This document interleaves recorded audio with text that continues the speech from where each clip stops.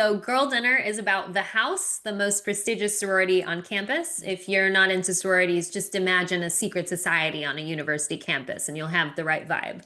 And so there are two different perspective characters. There's Nina, who's the 19-year-old who is rushing the sorority. She had a freshman year that wasn't the greatest, and she's trying to get back on track. She's got big dreams. She's pre-law. She wants to do all these things in her life. And she knows that the best way to do it is to become a member of the house because they're all beautiful and they have huge, like massive achievements, like almost impossible, like what's going on in this house kind of achievements. And likewise, the other character is Sloane, who's a 33-year-old adjunct professor, and she has taken a step sideways slash backwards in her career to join her husband, who's also a professor at this university. And she's just coming back to work after having her 18-month-old daughter. So any woman who's ever been postpartum can relate to this feeling of clothes not fitting, only like 33% of your brain works, and you're going to try your best anyway. So she sees all the alumni of the house being these, amazingly perfect women who seem to have it all. And she's wondering, how are they able to achieve what I can't? And what's it going to take to be one of them? Hmm.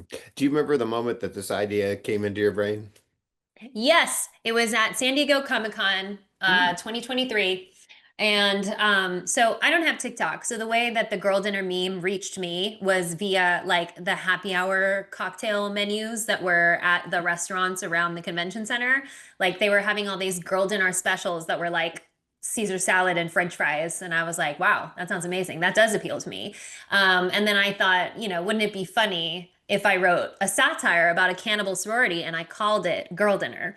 And I said this around a couple of people who were at the tour booth, and I said it to TJ Klune, and he was like, "You should absolutely write that." And I was like, "I'm going to make this joke to my editor." And my editor was like, "No, you're writing that. Do it." So, it's a punchline to a joke, but it was also something I'd been thinking about for a long time. This sort of both the intersection of the woman as like the keeper of the hearth, the woman who provides food. A good woman is necessarily good in the kitchen. And what does that mean? And why is it that like, whenever you see a woman who's like on the verge of madness, she goes on like a binge, right? She just starts Yep. shoving things in her mouth. Like it was it was something that I was starting to observe that was like eating as a symbol for being like unwell was a Mhm. really interesting. I was like, there's something here. And then also the intersection of femininity culture, the performance of femininity and violence. And at what does feminine violence look like? And at what point do women become violent? Hey, look at that. All out of Comic-Con. Yeah, yeah. It's a really productive Comic-Con for me. I love it. Well, of course, people are looking up to you and they think, see, I want to do what you do. I mean, going from Mhm. self-published to, to just having this huge following and these great books. What kind of advice do you give people that want to tell their story? Okay, well, let's see. I mean, I think I have a lot of advice. I've accumulated a lot, and I'm trying to think of what is most useful. Personally, you have to do it, right? To be a good writer, you have to write. So even for me, I use writing as a way, it's a creative outlet that's important for my mental health. I have bipolar, I have a mood disorder, so like it's important that I write every day, and that's kind of my attitude. But of course, some days that's harder than others. I'm also a mom to a young child, so sometimes it really helps to set a productivity timer. I set it for 10 minutes. Most of the time, I'll keep writing, but sometimes, 10 minutes is good. You wrote for 10 minutes and you get to count that as a win. And manuscripts are finite. At some point, you'll have one because you will have written it all. And the other thing is that you must, I think, read a lot. And that's because people always ask me like how do you write romance or how do you world build? And there is no right answer to that. Everything is subjective. Everyone is going to love or hate a book basically. Like there's never going to be universal reception to something. So what's important is to figure out what you like. What do you think works? If you can pick 5 books that came out in the last 5 years that do world building the way you like it, what do they have in common? And that will guide you as to what kind of book you want to write. Well said. My co-host is Drew Pearson, one of our great Dallas Cowboys, caught the Hail Mary, went in the Hall of Fame. So we love asking people their Hail Mary moment, the moment in your life or career you just had to go for and it worked out for you. What do you suppose that was for you? Oh gosh. Well, okay. So, uh, my career did not look at all like a career at the beginning. Sometimes people ask me, how long have you been writing? And my answer is, do you mean how long have I been paid to write? Because, there's a real difference. And so I started writing after I had dropped out of law school. And like, I'm the daughter of an immigrant. It was never on the table for me to be an English major. I had to have a practical major. I had to, I got a master's. I went to law school. I was trying so hard to be a normal person. Um, and it wasn't working. It was taking a huge toll on my mental health. And then I my psychiatrist didn't refill my pills. And so I had insomnia for like a week. And that was the week I discovered fanfiction.net. And so it was like, well, I'm awake in these wee hours. I guess I'm going to write fan fiction. And it was so strange that as soon as I started writing, everything kind of, I don't want to say all my problems disappeared, but I had new and better problems. And it was this whole thing, like my whole body felt better. My whole brain felt like I was being productive in the way that I was meant to be productive. And it was definitely right around then that I asked my husband, because fortunately I did have a part financially, I could not have done this without my husband having an income. But I just was like, I got to give this a shot. I got to give it a try because I don't think there's a version of my life that works this well. If I'm not a writer, then I don't know what I am. And yeah, and so then I took it ended up being like a good solid 5 years of like trying to find my footing and like you said, self-publishing and querying and all this stuff. And ultimately you don't get to control the outcome of your career, right? You don't get to control the moment that the book goes viral or that an agent likes your pitch or anything like that, but you do control the work you put into it and I think the passion you bring to it. And that was kind of the moment that was like, if this goes nowhere, it won't have been a waste of time. I will have done all the work necessary.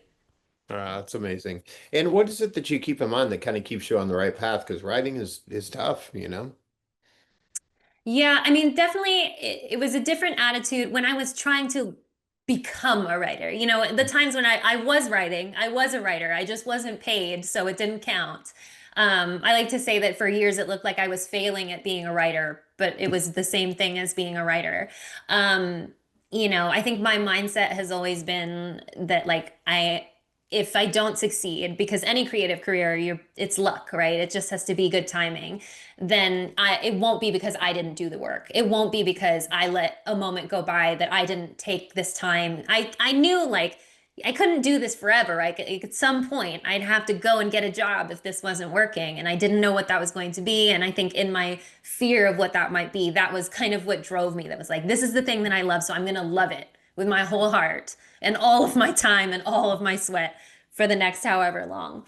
Now it's different because now it's like, okay, well, now I'm still kind of seeking that feeling of safety. I'm like, when have I made it? And it's really funny because people are like, don't you think you've made it by now? You've been on the New York Times list, you have the agent, you have the publisher. Haven't you made it? And the truth is, I don't know that you ever get to feel safe. I don't know that you ever get to feel like the opportunities you get are not like, you know, again, creative careers, you don't really know what's on the table moving forward. And so I've learned to just sort of embrace that, that like maybe the reason I love this is because I don't actually like certainty. Maybe I didn't like the feeling that I was, maybe I didn't enjoy the possibility of financial stability. Maybe I liked, shooting my shot, and that's what's fun about this. And so I think I try to just embrace that each book is a new opportunity, and that's the attitude I like to take moving forward. Like, what new exciting thing can we do now? What story can we tell that we haven't told before?